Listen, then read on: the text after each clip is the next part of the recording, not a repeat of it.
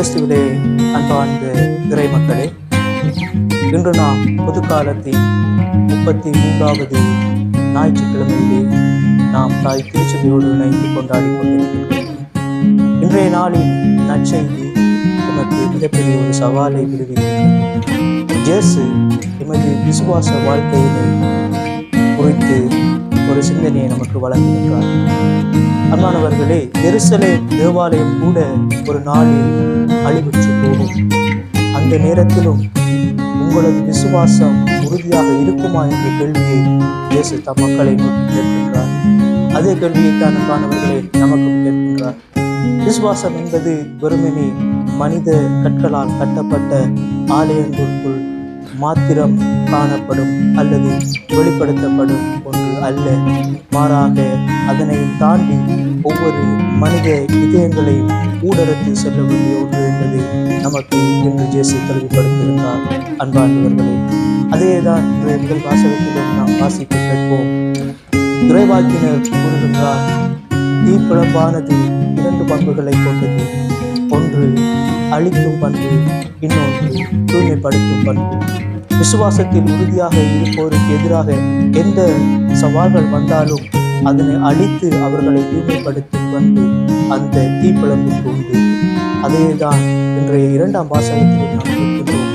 புனித பவுலடிகளார் தெசலோனிக்கு எழுதிய 2வது திருமடலில் அழகாக கூறுகின்றார், இறுதி நாட்கள் எப்போது வரும் என நினைத்து எதுவுமே செய்யாது சோம்பேறித்தனமாக இருக்காமல் இறை விசுவாசத்தின் மக்களாக தொடர்ந்தும் வாழுங்கள் என்ற செய்தியை தெரிவிக்கின்றார். ஆகவே இந்த நாளிலே நாம் நினைப்போம், நாம் இறை விசுவாசத்தின் மக்களாக வாழ்கின்றோமா? எந்த நிலையிலும், எந்த சூழ்நிலையிலும், எந்த நேரத்திலும், எந்த வேதனைகளிலும் நாம் அந்த விசுவாசத்தில் உறுதியாக இருக்கின்றோமா என்று தொடர்ந்து சிந்திப்போம். தொடர்ந்து வரும் இறை வழிபாடுகளில் நாம் பக்தியோடு பங்கு கொள்வோம்.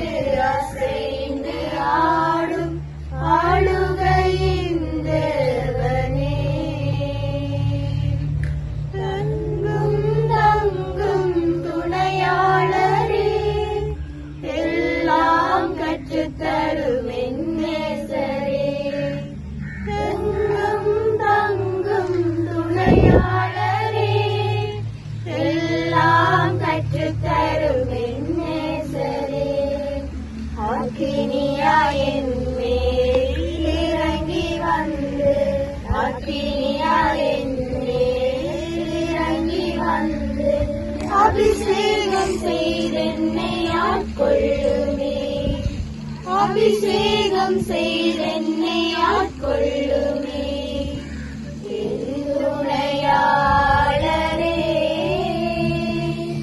தூய ஆவியே, தண்ணீரின் மீது அசைந்து ஆடும் ஆளுகையின் தேவனே. ஒரு கொடியிலே பல கிளைகளாக விரிந்திருக்கும் நமது தாய் திருச்சபைக்காக உம்மிடம் மன்றாடுகின்றோம். அதிலே பணியாற்றும் திருத்தந்தை, ஆயர்கள், குருக்கள், துறவியர் என்போரை ஆசீர்வதிக்க வேண்டும் என்று, நோயற்றவருக்கல்ல நோயுற்றவருக்கே மருத்துவம் தேவை என்று கூறிய தெய்வமே இறைவா, நோயினால் இதனால் வீடுகளிலும் வைத்தியசாலைகளும் அமைதியும் அனைவருக்காக உம்மிடம் வேண்டி மன்றாடுகிறோம். சிறுவர்களை என்னிடத்தில் வரவிடுங்கள், அவர்களை தடுக்காது என்று கூறியிருக்கிறேன். சிறுவர்களாகிய நாங்கள் கல்வியிலும் ஒழுக்கத்திலும் சிறந்தளவு அன்பின் நாளுக்காக உமக்கு நன்றி கூறுகிறோம். நாள் நன்னாளாக அமைய வேண்டும். அன்பு தந்தையே இறைவா, இன்றைய நாளை நாங்கள் நமது குடும்பங்களுக்காக ஒப்படைக்கின்றோம். நமது குடும்பங்களில் அன்பும் சமாதானமும் சமத்துவமும் நிகழ நம்மை மன்றாடுகின்றோம்.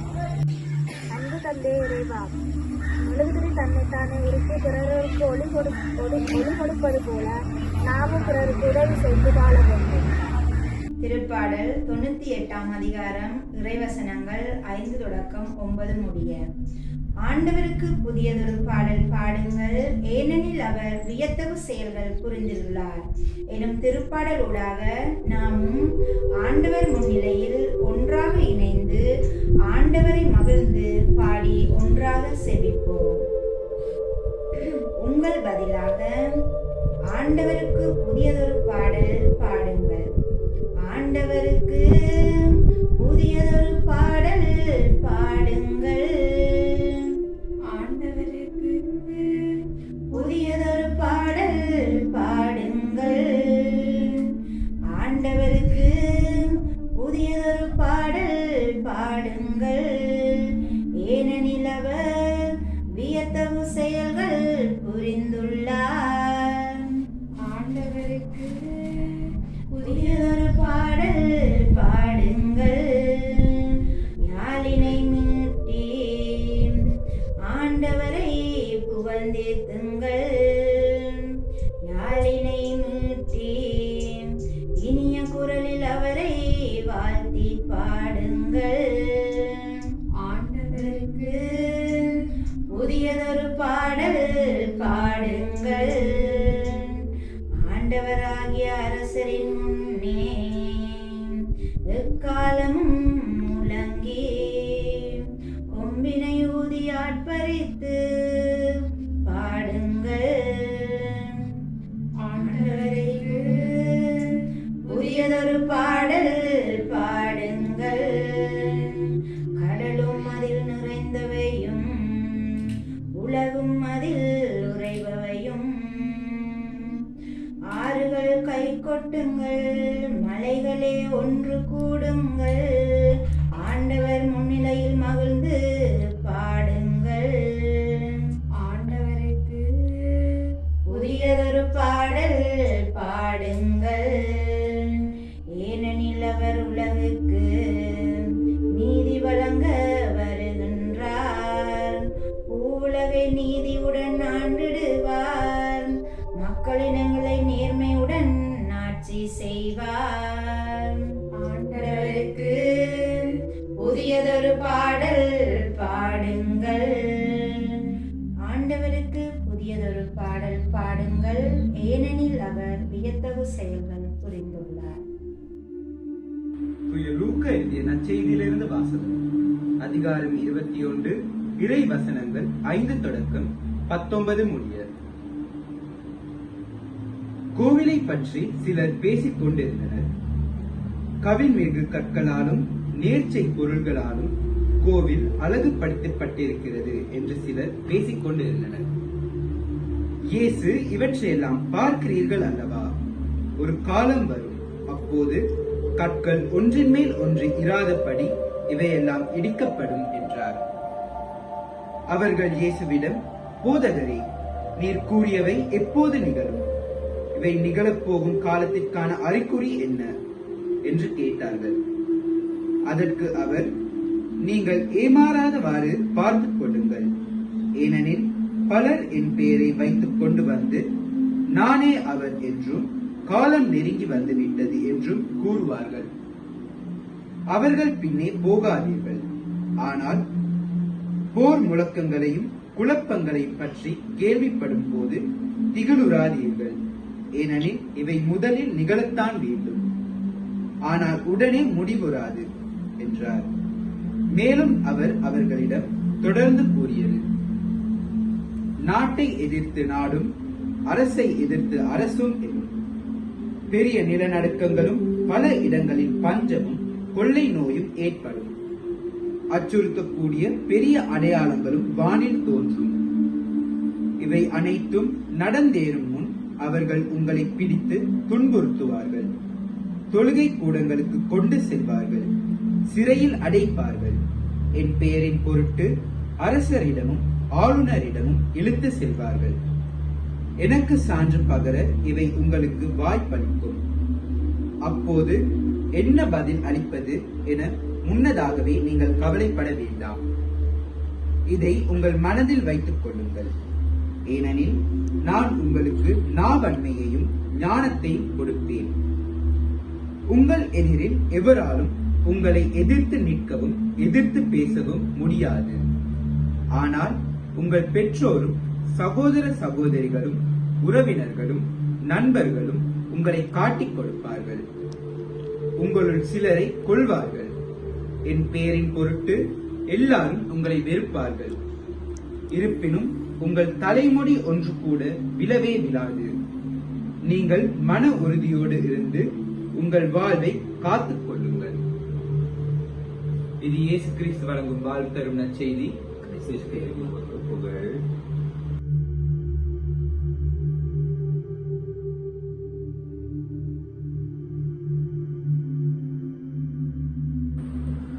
இன்றைய நற்செய்தியானது தூய லூக்கா நூலிலிருந்து எடுக்கப்பட்டுள்ளது.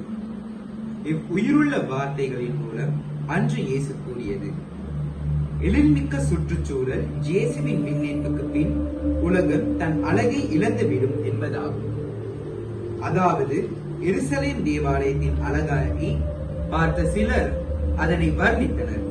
அதை பார்த்த இயேசு, ஒரு காலம் வரும், இவ் ஆலயத்தின் கற்கள் ஒன்றின் மேல் ஒன்றிராதபடி இடிக்கப்படும் என்றார். அவ்வாறே சீடர்களின் உறவுகள் அவர்களை வெறுப்பார்கள். அவர்கள் காட்டிக் கொடுக்கப்பட்டு கொலை செய்யப்படுவார்கள். அத்துடன் அநேக போலியானவர்கள் தங்களை இயேசு என கூறுவார்கள். மற்றும் பல சண்டைகளும் நாட்டுக்கு எதிரான யுத்தங்களும் பஞ்சங்களும் கொள்ளை நோய்களும் வரும். ஆனால் முடிவு வராது. இவை அனைத்துமே துன்பங்களின் ஆரம்பமே. ஆனால் இயேசு உங்களை எப்போதும் கைவிடவே மாட்டேன் என 2000 ஆண்டுகளுக்கு முன்பே கூறியுள்ளார். அன்று சிலர் எருசலேம் தேவாலயத்தின் சிறப்பை பற்றியும் அழகை பற்றியும் கதைத்து கொண்டிருந்தனர். அதை கேட்ட இயேசு, இத்தேவாலயம் ஒரு கல்லின் மேல் கல்லிராதவாறு இடிக்கப்படும் என்றார். இயேசு இவ்வாறு கூற காரணம், அன்று ஆலய குருக்கள் மோசேயின் சட்டங்களையும் சம்பிரதாயங்களையும் மக்கள் கடைபிடிக்க வேண்டும் என்று பலவந்தம் படுத்தினார்கள். ஆனால் அவர்கள் அதை கடைபிடிக்கவில்லை. மாறாக விருந்து உண்பதிலும் விழாக்களின் முதன்மையானவர்களாகவும் இருந்து வந்தனர். மட்டுமல்லாமல் ஆலயம் தேவனுடைய இல்லமாக இல்லாமல் வியாபார இல்லமாக இருந்தனர். எனவே இயேசு இவ் ஆலயம் இடிக்கப்படும் என்று கூறுவதுடன், அன்று மனிதன் கடவுளின் மேல் முழுமையாக விசுவாசம் கொள்ளாது பாவத்தில் வாழ்ந்ததால் எதிர்காலத்தில் உலகம் பல துன்பங்களையும் நோய்களையும் பஞ்சத்தையும் யுத்தத்தையும் மற்றும் இயற்கை அழிவுகளையும் சந்திக்கும் என அன்றே இயேசு இறைவாக்கு உரைத்துள்ளார்.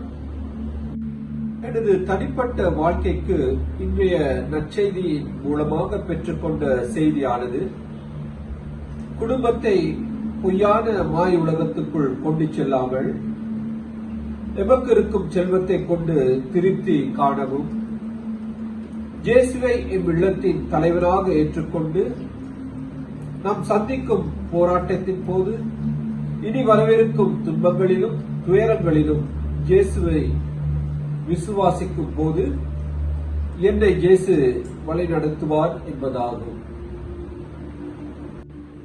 எனது தனிப்பட்ட வாழ்க்கைக்கு தூய லூக்கா நற்செய்தியின் மூலமாக பெற்றுக்கொண்ட செய்தி என்னவென்றால், இறைவனால் படைக்கப்பட்டவை மட்டுமே நிரந்தர அழகாகவும் மாறாததாகவும் உள்ளன. ஆனால் மனிதனால் அழகென உருவாக்கப்படும் எதுவும் நிரந்தரமற்றது.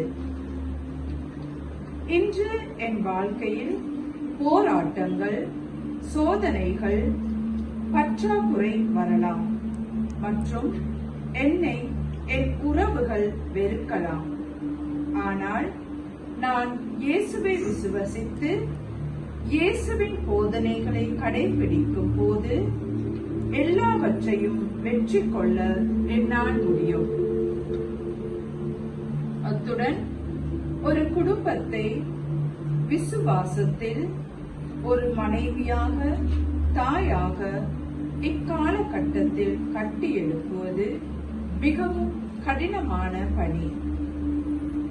அதனை இயேசுவோடு பயணித்தால் மட்டுமே செய்யக்கூடும் என்பதை என் தனிப்பட்ட வாழ்க்கையில் நம்புகின்றேன். எனது தனிப்பட்ட வாழ்க்கைக்கு இந்நற்செய்தியின் மூலமாக நான் பெற்றுக்கொண்ட செய்தியானது, ஒரு மாணவன் என்ற முறையில் உலக மாயைக்குள் அகப்படாது, உலக பாவத்தில் சிக்கி விடாது, இயேசுவை முழுமையாக விசுவாசித்து உலகத்தின் எல்லா போராட்டங்களையும் எல்லா சவால்களையும் இயேசுவோடு நான் வெற்றி கொண்டு என் கல்வி வாழ்க்கையில் உயர்வடைந்து எனது எதிர்கால லட்சியத்தை இயேசுவின் சித்தத்தின்படி வெற்றி கொண்டு உலகத்தில் வரவிருக்கும் எல்லா துன்பத்தையும் சோதனைகளையும் வெற்றி கொள்ள நான் இயேசுவின் பலத்தால் என்னை பலப்படுத்திக் கொள்வேன். நற்செய்தியின் மூலம் எங்களுக்கு ஒரு அழகான செய்தியை எமக்கு இயேசு சொல்லுகின்றார். இன்றைய லௌகீக உலகம் ஒரு குடும்பங்களின் உறவை குழப்புவதிலும், அழிப்பதிலும், ஏமாற்றுவதிலும் பல செயல்பாடுகளை செய்து வருகின்றது. அது நவீனத்தினூடாகவே எங்கள் குடும்பங்களுக்குள் நுழைகின்றது.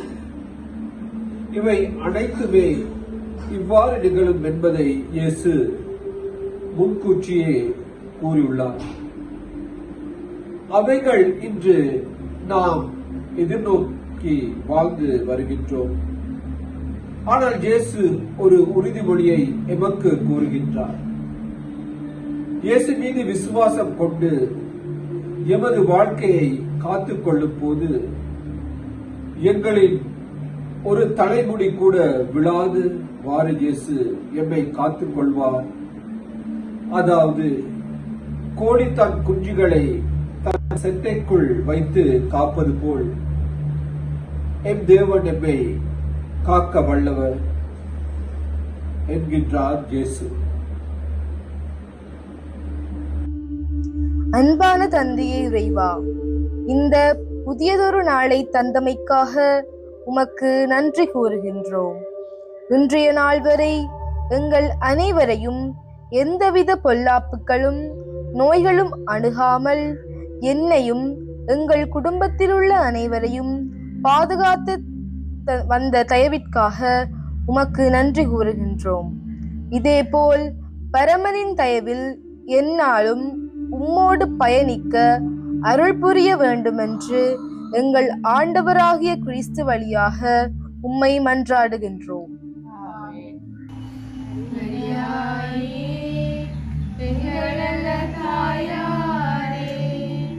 இந்த நாள் முழுவதும் எங்களை சடலி மரத்திலும் சாவான பாவத்திலும் சகல பொல்லாப்புகள் நின்றும் காத்து கொள்ளும்.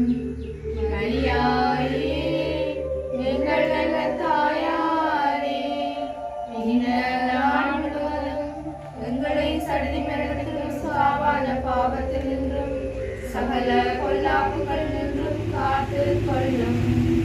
மரியாயே, எங்கள் நல்ல தாயாரே, இந்த நாள் முழுவதும் எங்களை சடலி மரத்திலும் சாவான பாவத்திலும் சகல பொல்லாப்புகள் நின்றும் காத்து கொள்ளும்.